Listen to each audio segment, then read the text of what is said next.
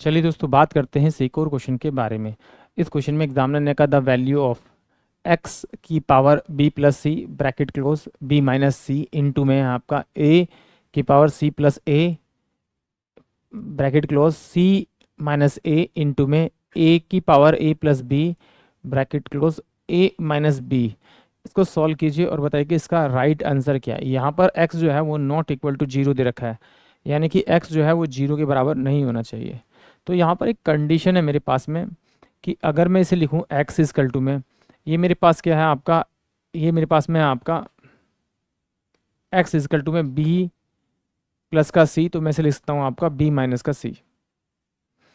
Into का निशान लगाऊंगा, फिर ये मेरे पास x इजकल टू में c प्लस का a हो जाएगा आपका, और ये c माइनस का a हो जाएगा मल्टीप्लाई में। मल्टीप्लाई x की वैल्यू हो जाएगी मेरे पास में a प्लस का b, और मल्टीप्लाई में हो जाएगा a माइनस का b। ये मेरे पास में वैल्यू हो जाएगी।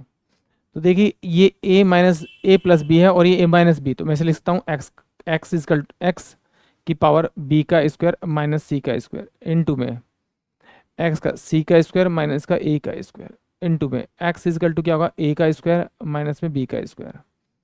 ये बेस है, इस बेस को मैं एज इट इज़ यहाँ पर लिखूंगा।